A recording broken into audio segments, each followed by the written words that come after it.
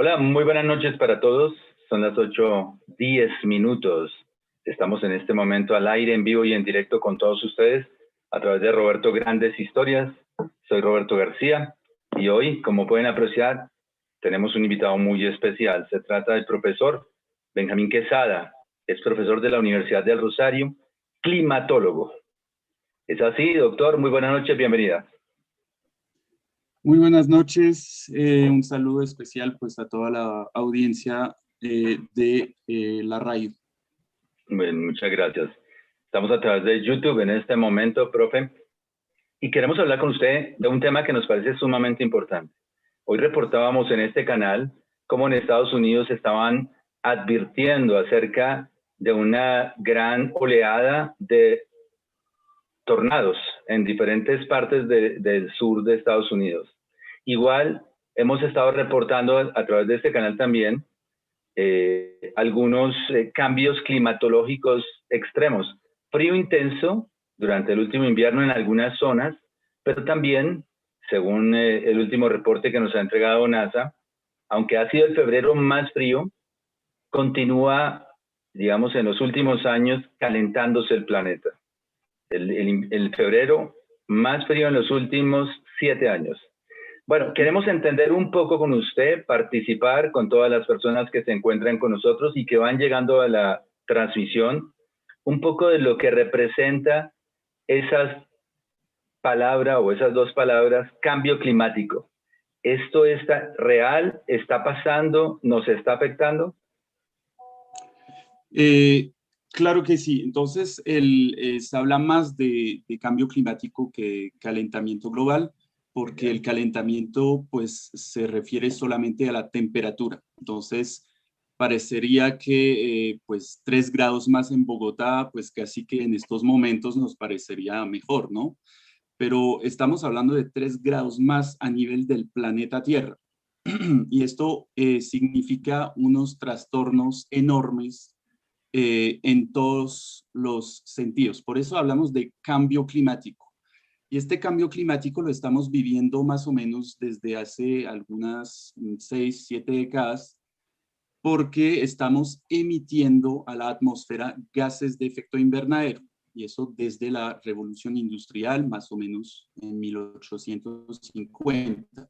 Es decir, que estamos quemando exponencialmente combustibles fósiles como el petróleo, como el gas, como el carbón, y eso pues aterriza al final en la atmósfera y hace que el planeta pues se caliente.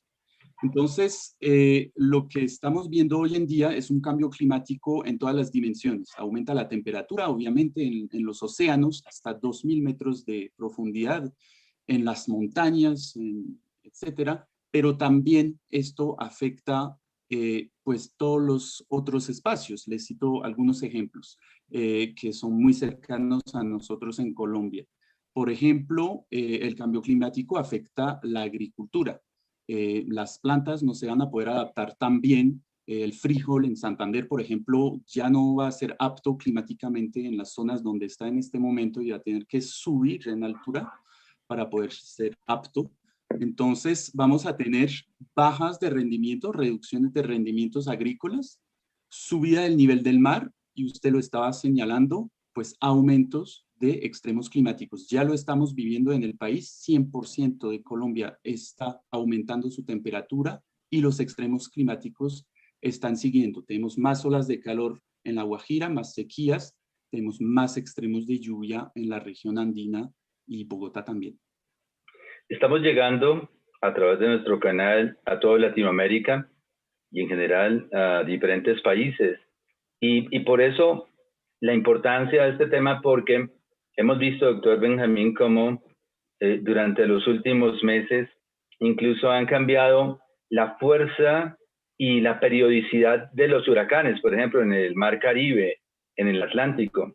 Hemos visto cómo el invierno también se ha profundizado, los fríos son más intensos y de hecho hemos visto cómo muchos ríos y muchas lagunas se han secado, tanto en Colombia como en otros países de Latinoamérica. Usted, que es una persona que acaba de entregar un informe especial sobre cambio climático, ¿cómo ve el comportamiento humano frente a lo que está sucediendo, en el sentido de qué podemos hacer porque son muchas las advertencias y no hacemos nada. Bueno, entonces hay varias preguntas. Sobre los huracanes, bueno, es muy importante señalar eso porque la situación que estamos viviendo todavía, lo digo al presente porque lo que está viviendo Providencia es muy tenaz realmente. Entonces tuvimos a la isla pues literalmente destrozada por este huracán. Por primera vez de categoría 5, es decir, la más alta que tiene la escala. Por primera vez pues en Colombia tocó tierra un huracán de este tipo. Sabemos que en el Caribe, aunque no hay tantos estudios en esta parte del Caribe, eso tocaría que Colombia se ponga un poco las pilas, pero sabemos que en el Caribe van a aumentar los huracanes más intensos. Entonces, esto ya lo sabíamos con el cambio climático, porque pues estamos añadiendo más energía en el sistema, por decirlo de alguna manera. Tenemos más calor en los océanos, pero también tenemos un aire más caliente. Eso significa que puede almacenar más agua. Estos dos fenómenos hacen que los huracanes son más intensos. Entonces, lo que ha pasado directamente en Colombia, en San Andrés, Providencia y Santa Catalina, es algo que hubiéramos podido prever. No podíamos decir, pues en tal fecha va a ocurrir, pero sabíamos, y les puedo decir que los informes son claros, va a aumentar este tipo de cosas, toca adaptarse a este tipo de eventos extremos climáticos. Entonces, realmente el cambio climático ya no es un problema científico, ya hay decenas de miles de publicaciones, los climatólogos han documentado esto. Ahora es un problema social que hay que realmente pues, resolver en todos los sectores, no solo de la parte mitigación, es decir, reducir las causas, emitir menos gases de efecto invernadero. Estoy muy feliz de ver que Colombia está tomando una ruta de reducción de gases de efecto invernadero más ambiciosa que antes, creo que es de 51% de reducción. Toca apoyar esto, pero toca sobre todo que la ciudadanía se ponga a presionar para hacer que esto sea una realidad y que no se quede en el papel como muchas veces puede haber pasado en Colombia. Bien, estamos con Benjamín Quesada en vivo y en directo. Son las 8 de la noche, 18 minutos. Él es profesor de la Universidad del Rosario, climatólogo, y está presentando un informe por estos días muy importante, un informe especial sobre cambio climático. Si ustedes quieren preguntar, pueden hacerlo a través de nuestro chat en nuestro canal de YouTube y participar. Estos son temas demasiado preocupantes por lo que se viene. Justamente la NOAA, que es la Agencia Climatológica de Estados Unidos, acaba de adelantar el inicio oficial de la temporada de huracanes. Ya no se va a producir el 1 de junio, sino en mayo 15. Y esto por la cantidad de huracanes que recibieron nombre en la temporada anterior y por, digamos, todo el promedio de los últimos 10 años. Se espera que esta también sea una temporada muy activa. Si tenemos que prepararnos para otro fenómeno, por ejemplo, como el del huracán Iota que golpeó nuestras islas, el archipiélago de San Andrés y Providencia, ¿qué debemos hacer? ¿Cómo deberíamos prepararnos, profesor? Bueno, eso es una pregunta pues compleja que necesita de planificación territorial y necesita de poner en marcha muchos proyectos que se quedaron sin financiar, ¿sí? Digamos. Entonces, pues primero es aumentar la adaptación de estos territorios, porque hay una realidad, es que el cambio climático ya está aquí. Entonces, obviamente, 1 grado más de temperatura no es igual que 3 grados más, ¿sí? Los huracanes no van a ser tan grandes, sin embargo, hay que adaptarse. Eso significa que pues los isleños en este caso, o los de la costa, puedan tener unas resiliencias en sus territorios, es decir, pues unas organizaciones de, primero, previsión costera, es decir, de realmente tener alertas tempranas y que se, digamos, traduzca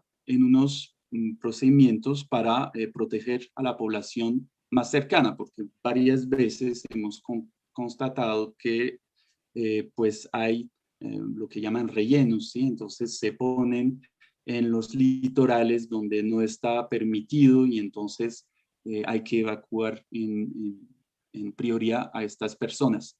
También hay que hacer red de alcantarillado eh, muy bien hechas, ¿sí? Porque el problema muchas veces no es tanto el huracán que viene directamente, sino la cantidad de agua que está cayendo y entonces que inunda y se acumula porque pues la red de alcantarillado no lo soporta.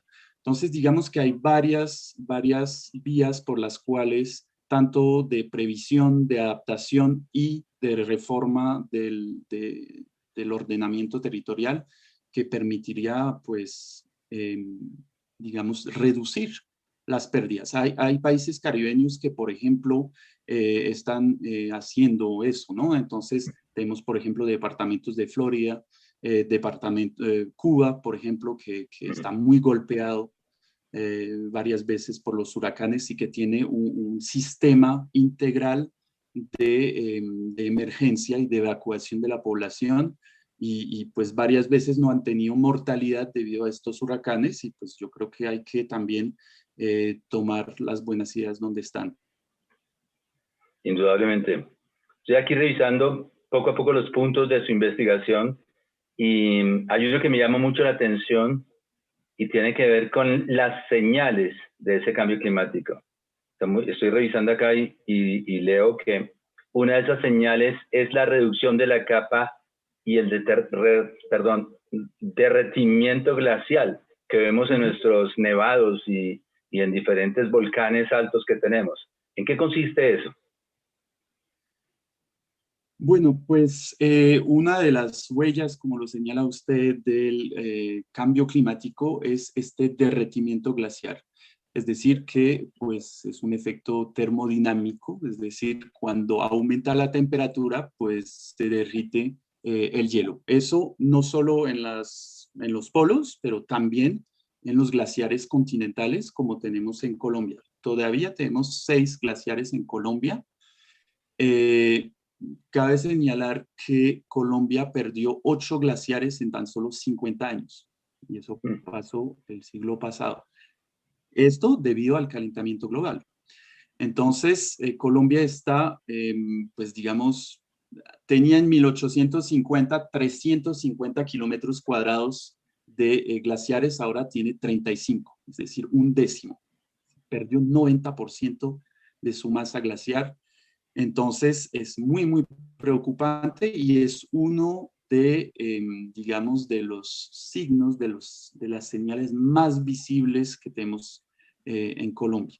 Esto también se viene, digamos, agravando por el turismo, ¿sí? Entonces el turismo uno va pisando el glaciar y esto hace que se derrite más fácilmente. La contaminación atmosférica también está poniendo carbón negro, hace que también se derrite más cada año.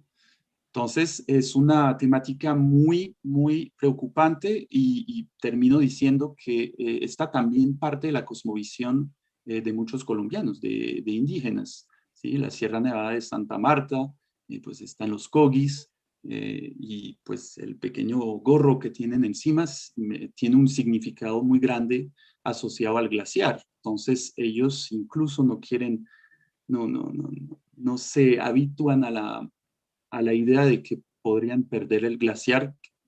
Sin embargo, va a ser una realidad eh, científica que ya estamos viviendo desafortunadamente en Colombia.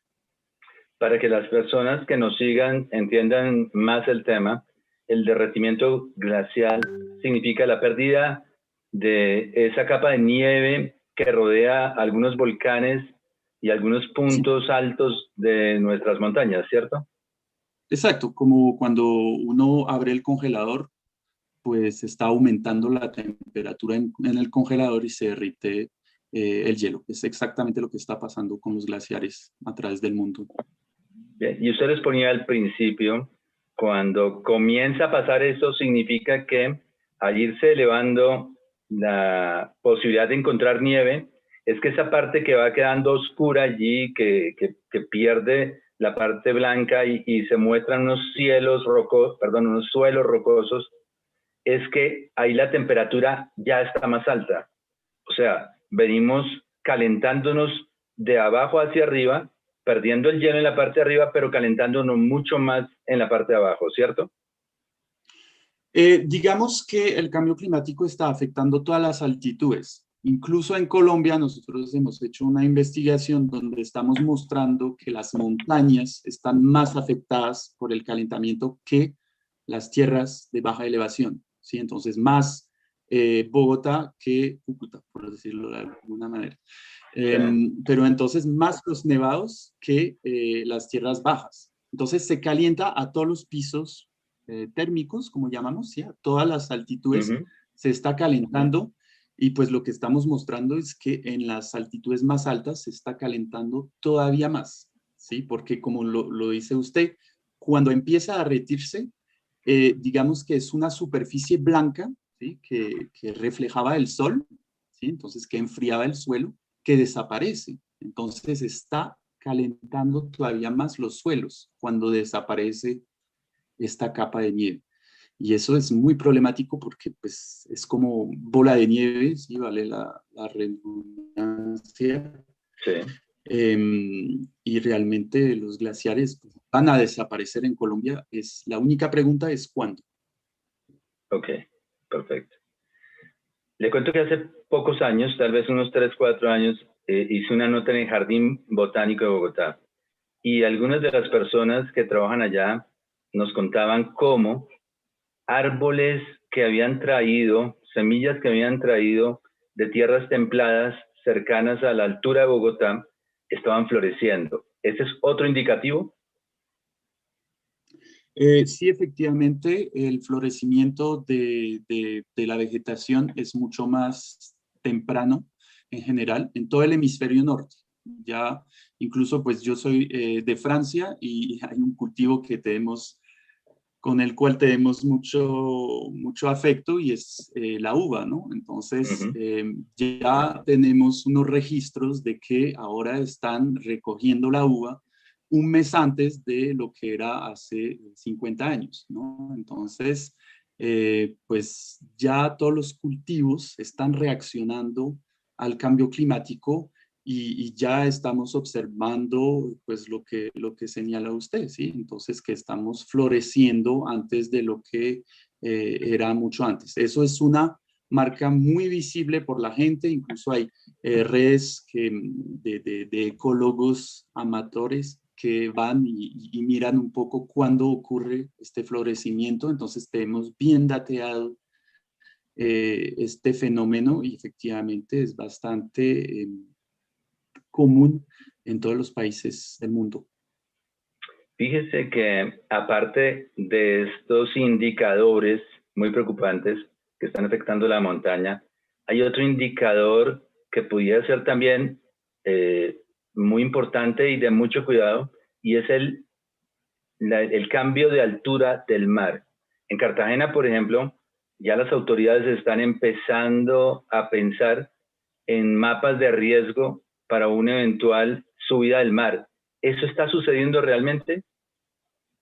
Ah, claro que sí, sí, la subida del nivel del mar incluso es una recta muy bien dibujada desde hace 1850. Realmente tenemos un aumento paulatino de algunos milímetros por año y eso es tremendo, eso es realmente muy importante.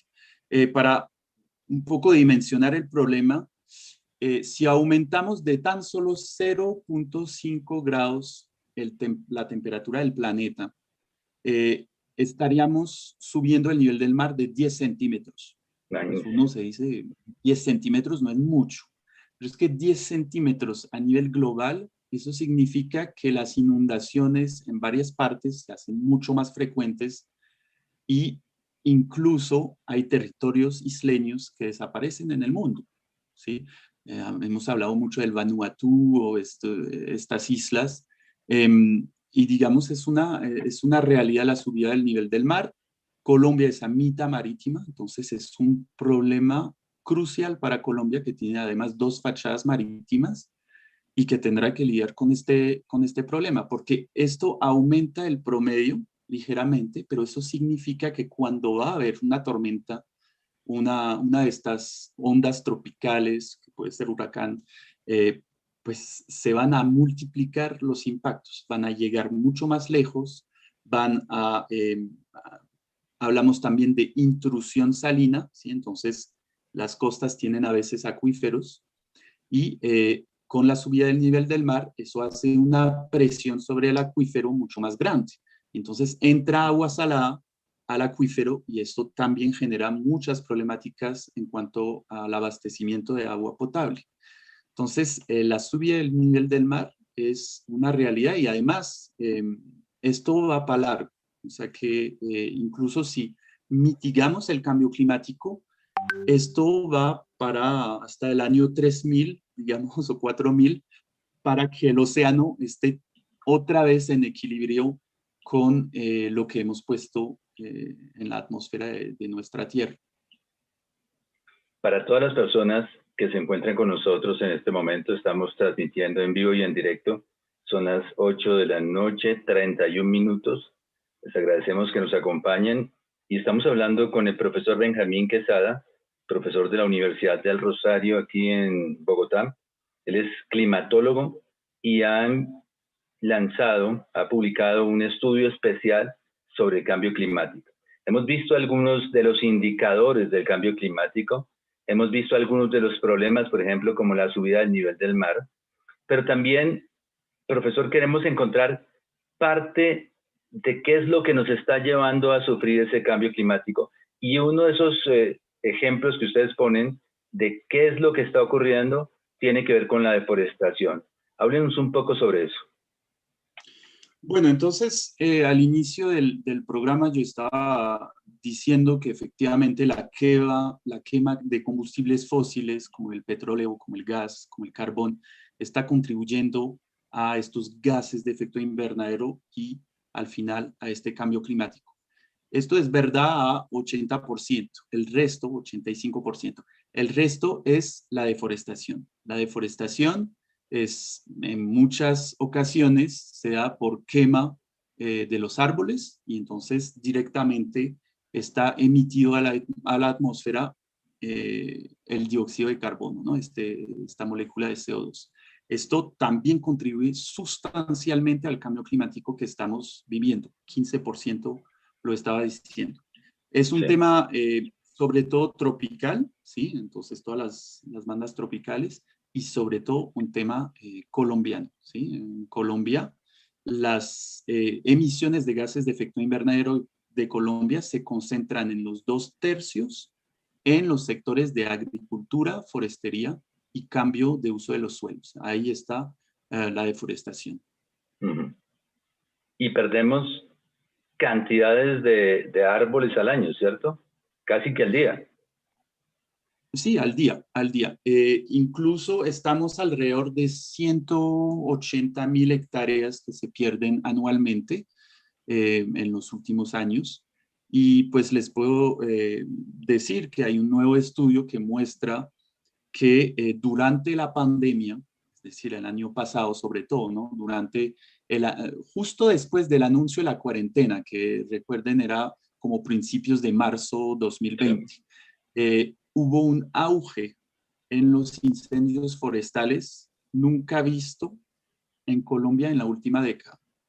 Y ya la última década estaba bien alto en términos de deforestación. ¿Sí? Entonces, ¿qué pasó? Pues esta cuarentena anunciada pues, significaba una pausa para las intervenciones del Estado, para el monitoreo, y entonces, pues muchos actores, sobre todo después de el posacuerdo, que se multiplicaron estos actores, empezaron a deforestar en masa. Incluso hay un estudio que que yo estuve consultando que muestra que sobre todo los municipios que están asociados, perdón, a la presencia del Clan del Golfo, pero también a las disidencias de las FARC, está presentando tasas muy anormales de deforestación justo después de esta cuarentena. Entonces, para resumir, justo después de la cuarentena anunciada en marzo de 2020, tuvimos un aumento de más de 50% de los incendios forestales en Colombia. Entonces, eso es muy preocupante porque uno hubiera podido pensar que pues las acciones paran un poco durante la pandemia, pues la deforestación no. Pero esto es increíble. Yo no entiendo cómo, profesor, y quisiera de pronto encontrar una explicación con usted. Un fenómeno tan importante no tiene despliegue en los medios de comunicación. Bueno, la deforestación sí ha recibido bastante audiencia. De pronto, pues yo como trabajo sobre este tema, pienso siempre que no se habla lo suficiente debido a la gravedad del problema. Y sobre todo porque cuando uno se pone a mirar la importancia de los bosques, pues no es solamente un pedazo de carbono ahí o una cosita verde bonita. Es un servicio increíble en términos de regulación de agua, de retención de sedimentos para justamente que no vaya a la hidroeléctrica y que no se dañe la hidroeléctrica. Entonces, los parques naturales, los ecosistemas forestales en Colombia proveen un montón de servicios que si las empezamos a cifrar, pues siempre los vamos a conservar porque pues es realmente una mina de oro, por decirlo de alguna manera. Entonces, pues yo también estoy muy sorprendido de ver que esta noticia, sobre todo del 2020, este aumento, no se ha presentado. El IDEAM es responsable del monitoreo de la deforestación, tendría que tener los datos, pero obviamente pues corre en general un año después de lo que ha pasado para entregar los resultados, es muy común, entonces pues está un poco desactualizado, pero efectivamente es un tema que me parece muy, muy candente en el caso colombiano. Y sobre todo asociado a grupos armados, a la violencia, a lo que usted citaba como el posacuerdo. Realmente, si estamos presenciando ese crecimiento desmesurado en la tala de los bosques, ¿esto está relacionado con qué? ¿Con actividades ilícitas, como por ejemplo la siembra de coca? Sí, esto es un factor, cultivos ilícitos en la Amazonía, por ejemplo, pero en otras partes efectivamente es un factor de deforestación. Un factor que estamos observando en la Amazonía colombiana es también el acaparamiento de tierras, es decir, pues se empieza a tumbar bosque, se contrata a una gente para que tumbe con motosierra, se les paga de pronto 50.000 pesos o 150.000 pesos a la hectárea, depende de las fuentes. Yo estuve en el Guaviare, me decían 50.000. Entonces, imagínense lo que puede valer un bosque, nada, nada. Entonces, están tumbando bosque y empiezan a poner cercas. Y en estas cercas por satélite, pues uno se puede dar cuenta que no necesariamente estamos viendo mucho ganado, ¿sí? Es unas cabecitas o a veces nada. Simplemente están poniendo cercas para hacer acaparamiento de tierras, esperar que la tierra sea de ellos y que las titulen, ¿sí? Eso lo llaman mejoras, ¿sí? Le hacen mejoras al terreno tumbando todo el bosque y pues poniendo de pronto una casita de jardín y ya, esperando algunos años a que la tierra sea suya. Eso es uno de los factores más importantes que tenemos hoy en día. Obviamente la ganadería extensiva en la Amazonía es un problema muy importante porque pues no solo estamos cortando bosques, sino que estamos poniendo pues ganado que también es bastante responsable de algunas emisiones.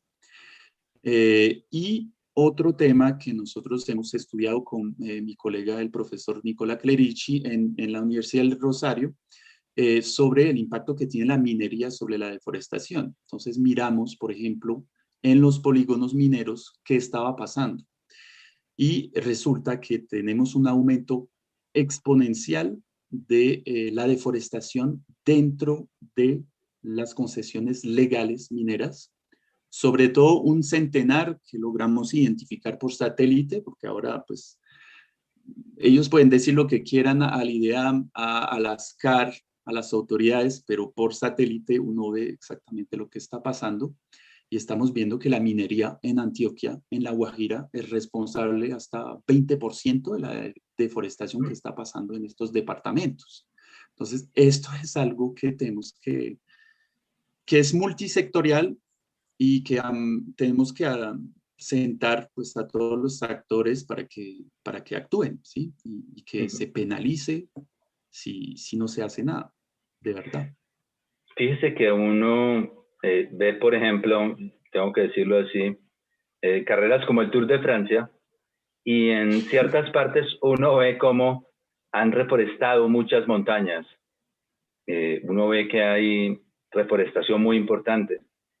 ¿Por qué el deforestar un bosque en la zona tropical es más importante que, por ejemplo, reforestar un bosque en otra zona?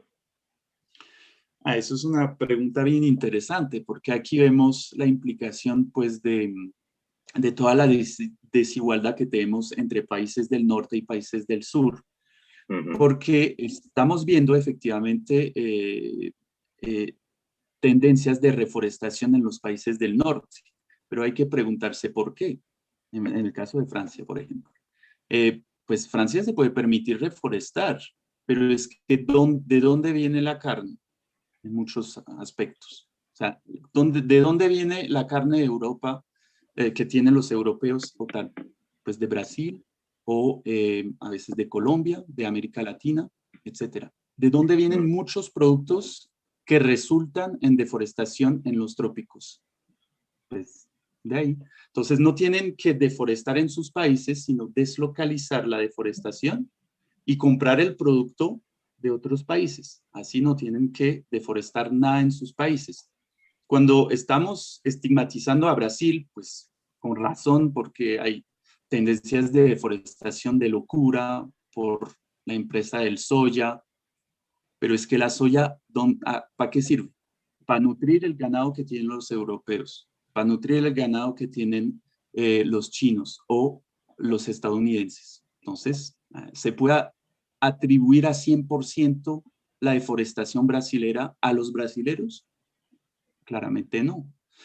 Eh, la carne también la estamos exportando desde Brasil hacia otros países. Entonces, es un problema ahí muy de comercio global y entonces efectivamente podemos observar magníficas tendencias de reforestación en países industrializados porque simplemente no tienen que lidiar con los mismos problemas. ¿Hay alguna diferencia entre el bosque en zona tropical y los bosques, por ejemplo, en zonas como los bosques boreales? Sí, sí hay diferencias. Pues yo no soy ecólogo, entonces no sabría decir, pero efectivamente las especies son muy diferentes. Y también el contenido de carbono. Eso es muy importante porque los bosques tropicales tienden a tener más carbono, son más numerosos además. Entonces, el carbono que tenemos en bosques tropicales, pues digamos, no es igual deforestar una hectárea en los trópicos que una hectárea en sitios boreales. Estaríamos emitiendo mucho más carbono a la atmósfera en el caso de bosques tropicales. Eso hace que la deforestación tropical sea un tema pues que concierne a los países tropicales, pero también a todos los países del mundo. ¿Sí? La Amazonía pues es de todos los latinoamericanos, pero tiene que ser un santuario, ¿no? Realmente eh, donde el uso sea bien regulado y que no se pueda tener este tipo de grandes actividades de quemas como las hemos visto en Brasil. y faltaría de pronto ver todo el daño colateral que tiene la deforestación.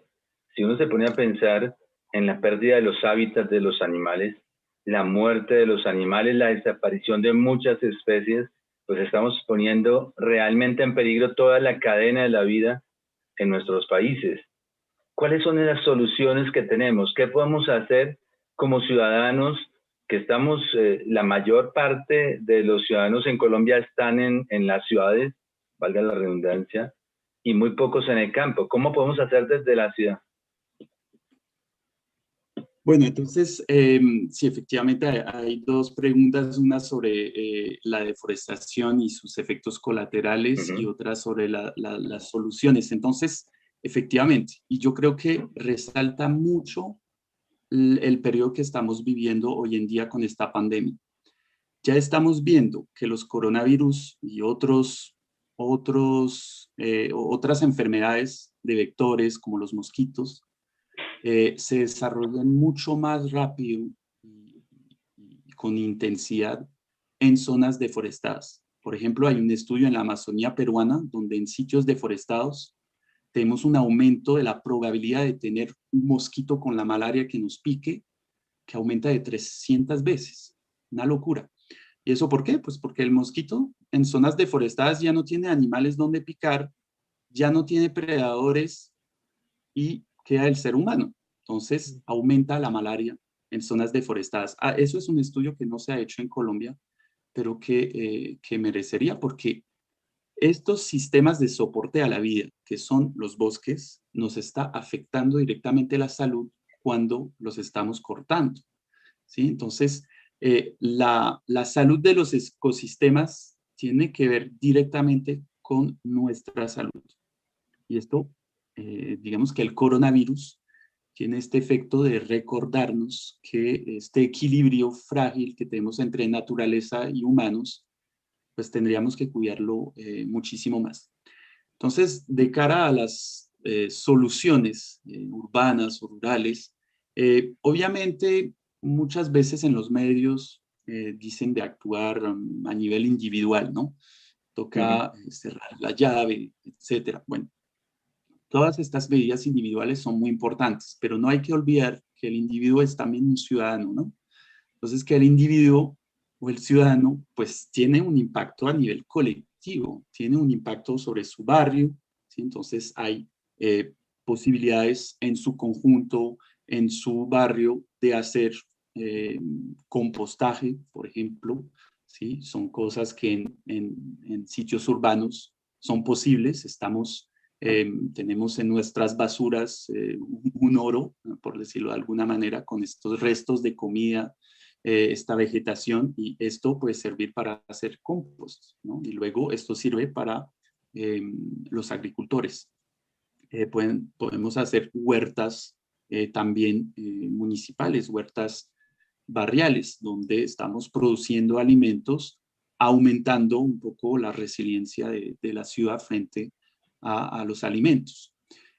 Pero yo creo que también tenemos una escala donde tenemos que actuar, es decir, la escala nacional, política, y eso es lo más importante. Contra el cambio climático son las políticas públicas nacionales las que realmente hacen la diferencia. Eso se ve en todos los otros países. Y yo creo que con el COVID más todavía, la gente tendría que mirar con mucho cuidado a lo que el político o el programa de tal o tal partido está proponiendo en cuanto a ambiente, ¿sí? Porque esto es garante de nuestra salud, del futuro, pues, de las nuevas generaciones y pues de nuestra permanencia como especie en la Tierra dentro de los próximos siglos, por decirlo así. Entonces, creo que hay tres niveles, ¿no? Individual, colectivo y también nacional, y hay que pegar a políticas públicas y penalizar mucho al político que no le importa. Fíjese que ya para ir cerrando, profesor, uno ve que hay muchos científicos hablando del tema del cambio climático, pero no ve mucha participación por parte de las universidades. En Colombia tenemos universidades muy reconocidas como la Universidad del Rosario, también como la Universidad Nacional, la Javeriana, y realmente la investigación científica que se hace en esas universidades tampoco es muy divulgada ni muy conocida por la gran mayoría de las personas. ¿Qué hacer justamente para que toda la investigación que ustedes hacen en la universidad sea conocida y pueda aplicarse? Bueno, yo le puedo hablar del caso de la Universidad del Rosario, aunque quisiera decir que se hace mucho. Cuando uno es investigador, ve que hay una profusión investigativa en Colombia que es absolutamente de resaltar, porque sobre todo en estos temas de ecosistemas, etcétera. Entonces, hay que resaltar eso, pero hay que mostrarlo muchísimo más. Es por eso pues que se aceptan las invitaciones de los medios de comunicación cuando se pueda, y se intenta hacer muchos eventos sobre el tema. Desafortunadamente con el COVID, pues se ha cortado un poco también este vínculo con la sociedad de pronto. Sin embargo, estoy totalmente de acuerdo, hay que potenciar esta extensión, ¿no? Que los investigadores puedan salir de sus clases, puedan salir de sus laboratorios y divulgar más sobre estos temas para concientizar, pero también para, pues, como dicen aquí, ¿no? Ponerse la cachucha y empezar a actuar con la gente, ¿no? Empezar a ver qué se puede hacer, porque el tiempo está contado. Hay otro tema que quisiera tocar sobre esta pregunta, y es la formación de los jóvenes en cuanto a cuestiones ambientales. Mucha gente se siente pues desprovista de herramientas para todas las problemáticas que se presentan en Colombia. Colombia es un laboratorio a escala grande, todas las problemáticas sociales, ambientales que se van presentando. Entonces, desde la Universidad del Rosario, pues estamos justamente en esta dinámica y tenemos un pregrado que va a salir, que está ya abierto a inscripción, que tiene que ver con ciencias del sistema Tierra, donde justamente tenemos ya varios jóvenes que se quieran inscribir y donde la filosofía básicamente es que se necesitan de varias disciplinas para resolver las problemáticas ambientales complejas que tenemos hoy en día. Estamos en completa interacción nosotros los humanos con el agua, con los bosques, con los glaciares, con los suelos, con la biodiversidad, y esto hace que se necesita de todas estas disciplinas para entender cómo responder a la repetición de inundaciones en tal parte, los huracanes en tal otra parte, en fin, para hacer que las empresas, las instituciones o la ciudadanía se pueda encaminar hacia la sostenibilidad ambiental. Entonces, este pregrado en Ciencias del Sistema Tierra, digamos que es una respuesta, pero quisiéramos que haya más sobre estos temas. Biología marina, por ejemplo, oceanografía, falta en Colombia, aunque tenemos la mitad del territorio que es agua, ¿sí? Entonces, falta de formación de profesionales, eso es lo que hay que suplir en los próximos años.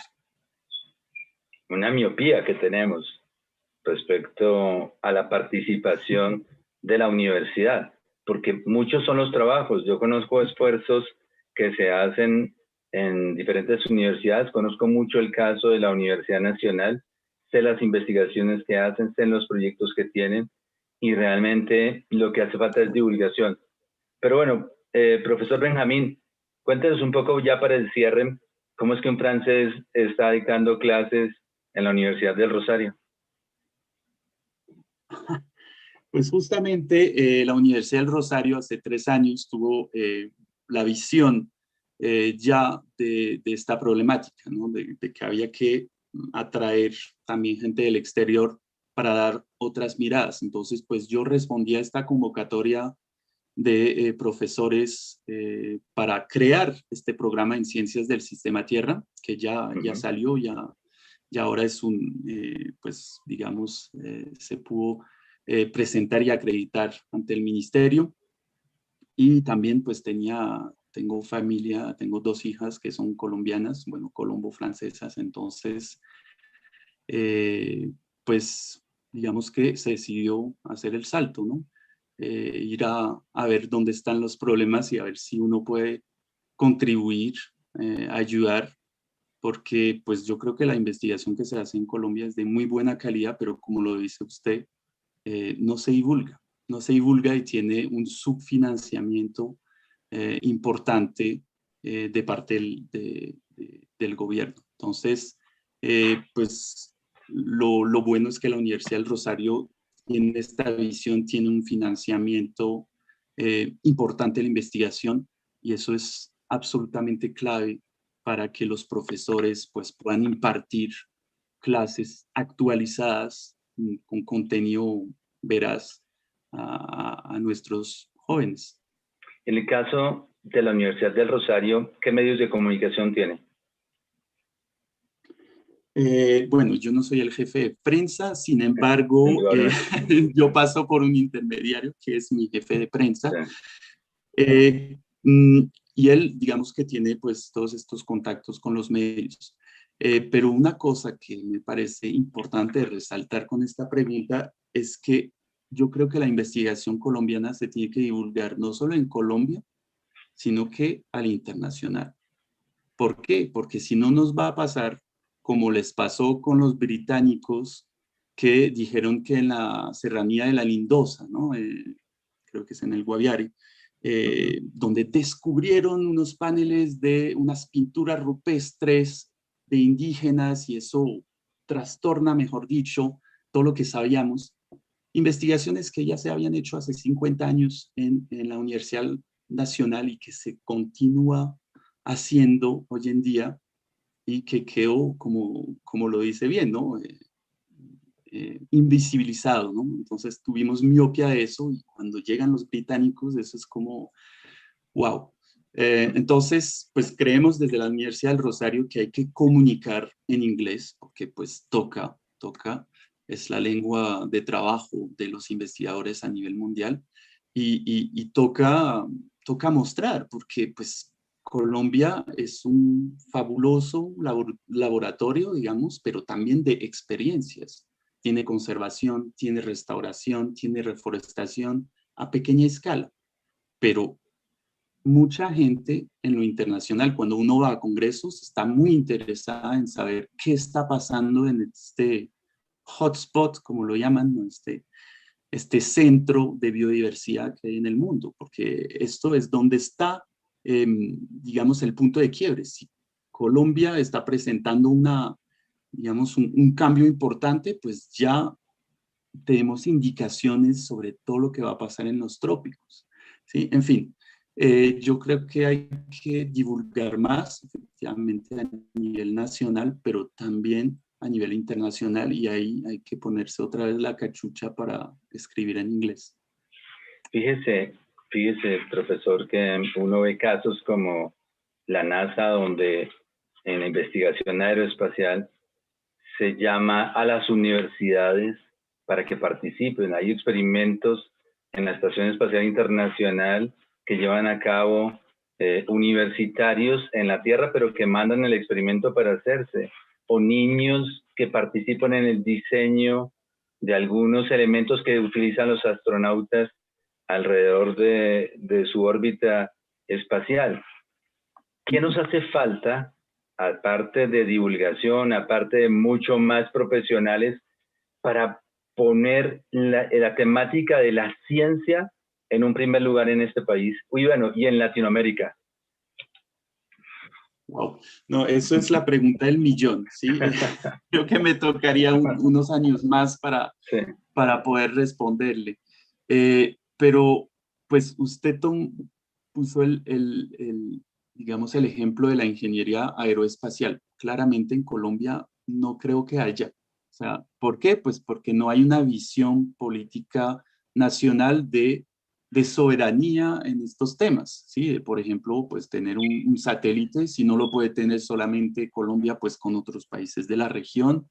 Entonces, ahí creo que en términos de integración regional hay mucho que hacer, porque, por ejemplo, en mi caso, la temática de la Amazonía, pues no sirve de tener cada uno sus estudios en tal parte de la Amazonía. O sea, podríamos tener unos programas de investigación, de resolución de problemas en la Amazonía, porque es un territorio que está compartido por 8, 9 países, incluyendo Francia, con la Guyana francesa. Ujú. Entonces, esto es, digamos, un tema donde la integración regional, la visión nacional de soberanía industrial, pues tiene que retomarse. No es posible que vengan, por ejemplo, a forar, a tomar pues los minerales con los equipos técnicos de allá y que los colombianos se queden con, digamos, los impactos negativos o unas regalías, pero que podrían de pronto, con unos años, si forman gente, si invierten en la maquinaria, pues empezar a tener su empresa que está minando y que los beneficios sean para los colombianos. ¿Sí? Entonces es un poco retomar el liderazgo en eso. Yo creo que Colombia podría ser una potencia regional en estos temas, en los temas de ambiente, ser líder en conservación, ser líder en términos de cambio climático de verdad. Y esto faltaría, pero pues está abierto la posibilidad. Fíjese que usted me recordó un punto que se me había escapado durante la entrevista, y es que usted había hablado que desde el satélite se veía cómo había avanzado la deforestación. ¿A qué satélite recurren ustedes? Pues nosotros tenemos